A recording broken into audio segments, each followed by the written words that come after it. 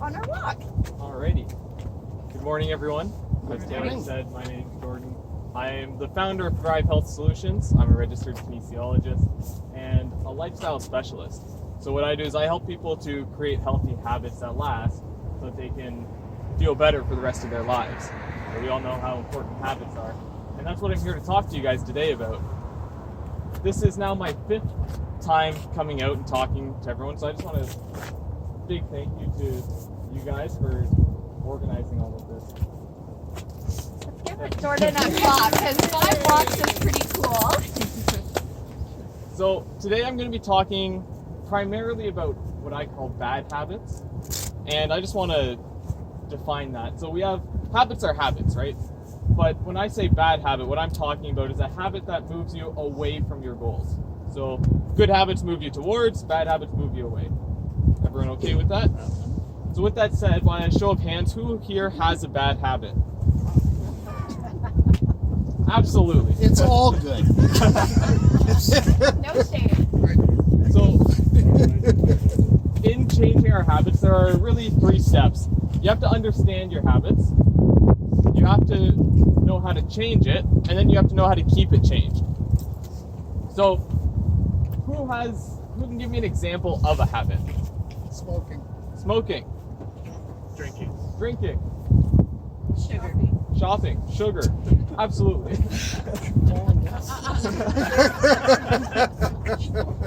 So a habit is really just a regular practice or behavior, and it's often something we do without thinking too much. The issue is that because we don't think about them, they often get us into trouble, right? We all know that. So does anyone know where they come from, though? Because they don't just magically appear in our lives. Yeah, that's a harder one. It's that nasty little guy that sits on your shoulder and whispers. Yeah, absolutely. It says, come on, you really want that cookie. So our habits solve problems for us. They might be small, they might be big, but at the end of the day, we do them because they solve some sort of problem. And we often come upon them kind of randomly. Like, let's say back in childhood or adolescence, we're stressed for maybe the first time, and we realize that, hey, when I eat, I feel less stressed. Now, it might not be a conscious thought, but it's a random solution that we found. So next time we're stressed, we turn to the eating. And then we realize, hey, cookies actually do this the best. And then next time you're stressed, you're going to go down this cookie path. So our solutions to these problems often aren't really good solutions. They just happen to be the ones that we come across. So once we identify what it is that it's doing for us, we can fix it. So if we're a stress eater, the solution is to deal with the stress, right? Does that make sense for everyone?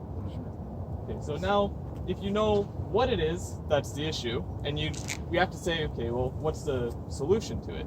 So in the stress eating example, we want to do something that solves the stress. That might be reading, or writing, or walking, or running, or going to the gym, or whatever it is for you.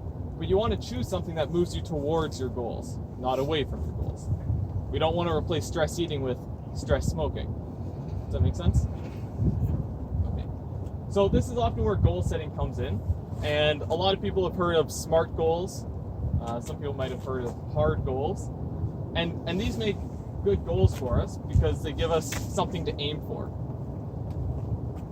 However, they don't make transformational goals.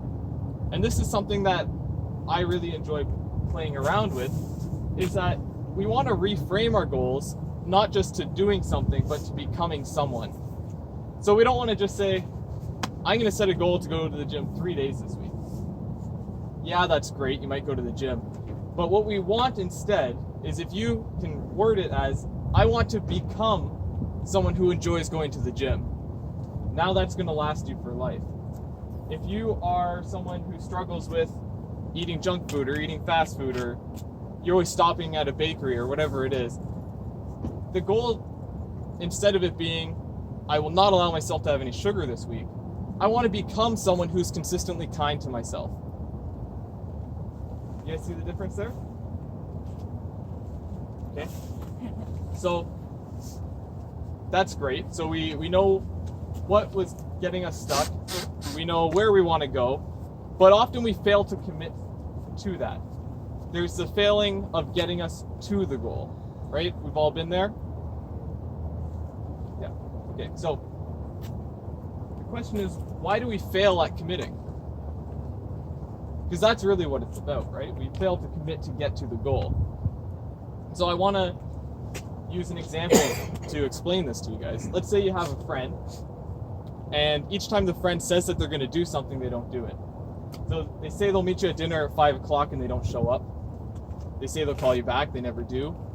They say they'll pick you up from the airport and they're not there. In this situation with your friend, how much do you value their friendship? Not a whole lot. How highly do you think of that person?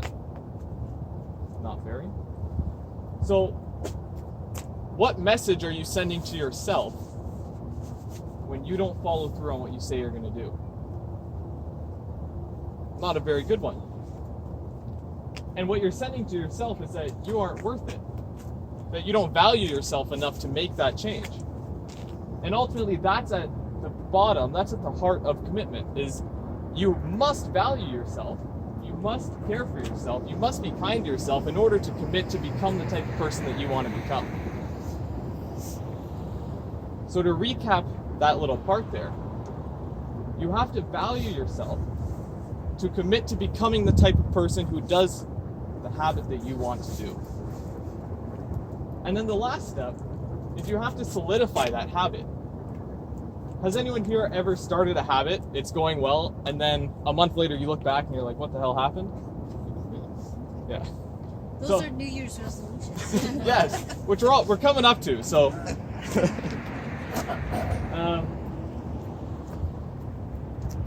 I was reading of a study recently that talked about the difference between people with lots of willpower and people with not a whole lot of willpower. And what they found was that there actually isn't much difference between the two groups in how much willpower they have.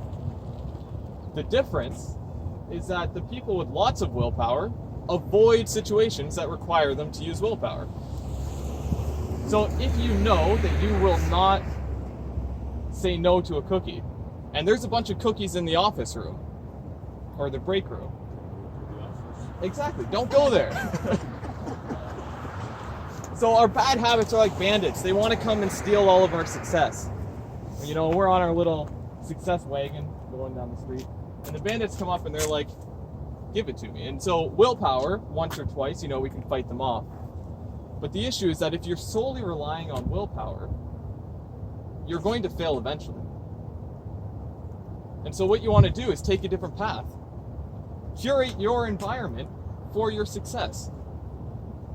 If you know that you struggle with eating a bunch of ice cream all the time, well, a really good solution is don't bring ice cream into the house. And it sounds really simple, but we have to hold ourselves to that standard. So just to recap all of that, we have to first understand our habits, what they are, where they come from. Next, we need to set goals to become the type of person who does what the new habit we want is, and then commit to being that type of person. And the third is we have to curate our environment to guarantee our success. If we weren't stuck on something, we would have the change we wanted to have. It's as simple as that. And if you don't have the change that you want to have, something is keeping you stuck. However, it's often really hard for us to find out what it is that's keeping us stuck. And so that's what I do. My job is ultimately to help you get really clear on what it is that's keeping you stuck, because when you are clear on it, now you regain control and you have a choice for your life. So if anyone would like to talk, there's a sign-up sheet right here for a free session with me. There's no obligations. I'm not going to try to sell you stuff. I'm literally here just to help you. I would love to talk to you, because when you change your habits, you change your life. Thank you. Does anyone have any questions about any of that? Fantastic. It was perfectly clear. If you do have any, Jordan will be joining us on our walk. So